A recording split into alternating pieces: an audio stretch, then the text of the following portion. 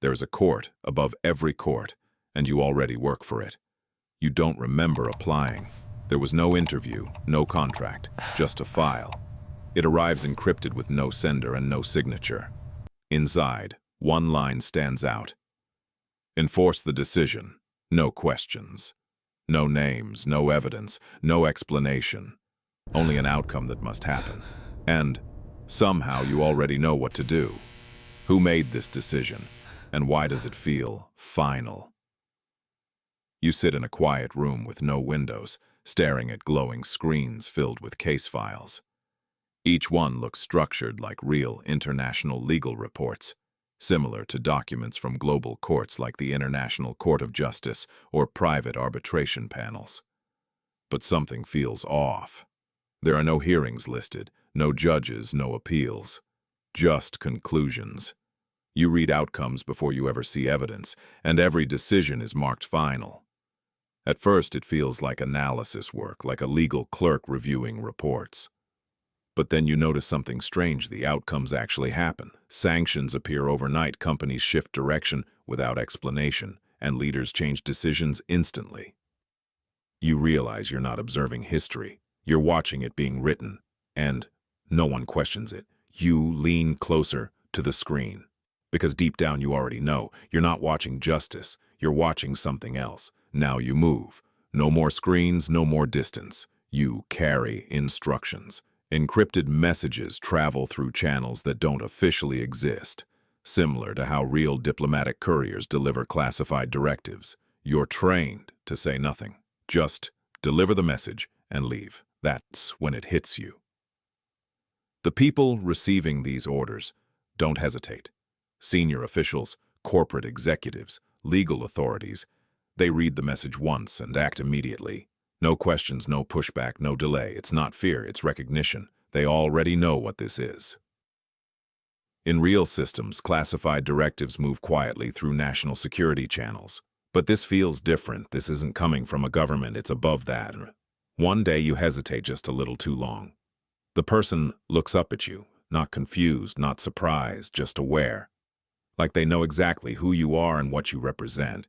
You leave quickly because something clicks. You don't understand the system, but it clearly understands you. Now you check outcomes, quietly and precisely.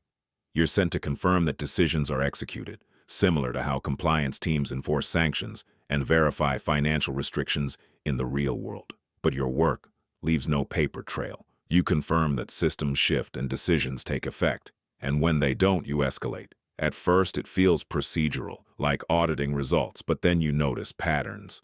Some outcomes don't feel like justice. They feel forced. A company collapses too quickly. A policy reverses overnight. A decision happens before anyone even knows it was debated. You start to question it, quietly. Then another file appears. No explanation. Just a reminder. Verify completion. So you do. Again and again, until something changes inside you. You stop asking why. You stop asking if it's fair. You only ask one thing. Is it done? You stop checking and start acting. Now you don't wait for outcomes. You make sure they happen. Pressure becomes your tool. In the real world, enforcement often operates in legal gray zones through sanctions, regulatory pressure, and quiet negotiations. You move in that same space. You push systems, lean on institutions, and create consequences without ever raising your voice. And it works. People comply, not because they're forced, but because they believe they should. That's the real power, the illusion of legitimacy. You don't need a courtroom or written laws, you just need belief. Then comes a moment that changes everything. A directive arrives that will stabilize a situation, but harm innocent people in the process. You hesitate. For the first time, you question the system. Then you remember the rule. No questions. So you act, because now you understand something deeper. The law doesn't need to exist if people believe it does. You move before problems even appear. Now you don't wait for cases, you prevent them, quietly and strategically. In the real world, fixers exist in politics and corporations to manage crises before they surface. You operate at that level, adjusting timelines, redirecting attention, and influencing decisions before they're even made. The system rewards you because outcomes become smoother and invisible. But there's a cost. One day you intervene early and stop a situation from escalating. No headlines, no conflict, a perfect result, except someone never gets justice. Their case never exists. Their voice is erased before it can be heard. You tell yourself it was necessary for stability and order, but deep down, you know the truth. You didn't enforce justice. You replaced it.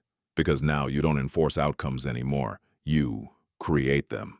Now you sit at the table. No more fieldwork, no more pressure. You decide. In the real world, arbitration panels resolve global disputes behind closed doors, often involving governments and corporations. You operate in a similar space, but without formal rules. Two powerful sides present positions, not evidence, not law, just leverage, and you choose the outcome. There are no legal codes here, only agreements and consequences. At first, it feels rational, but then you realize something.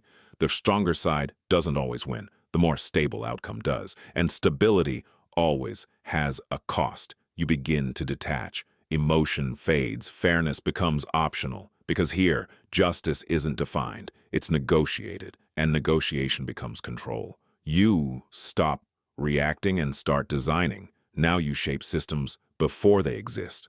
In the real world, policy architects influence global frameworks like trade agreements and regulations. You operate above that, designing patterns and incentives that guide behavior before anyone even realizes it. You create conditions and outcomes follow naturally.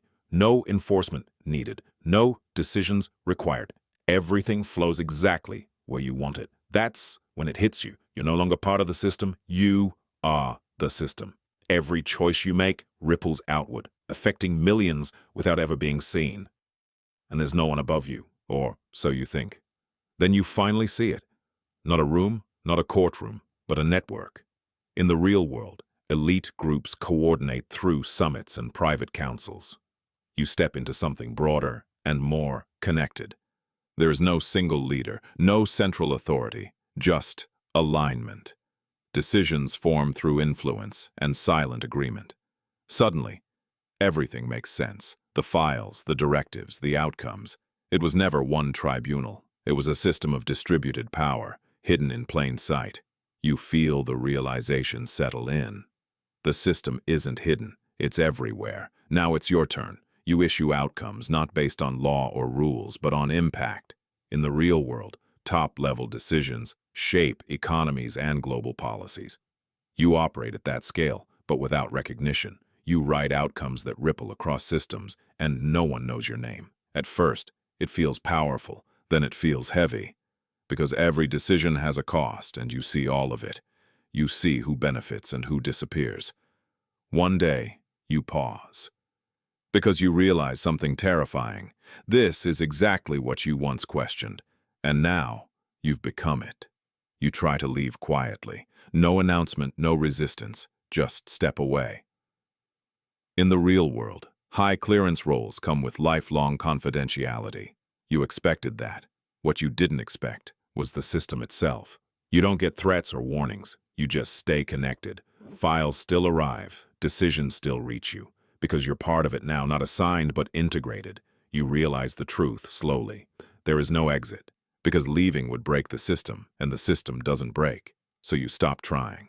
Because the only way out is staying in. Another file appears. No sender, no context, just an outcome. You open it slowly, and for a second, you hesitate. Because now you understand. This file didn't come from nowhere. It came from someone like you, someone who made a decision, just like you do now. And somewhere, someone else is opening their first file, reading the same line. Enforce the decision, no questions. And this time, you know exactly where it leads.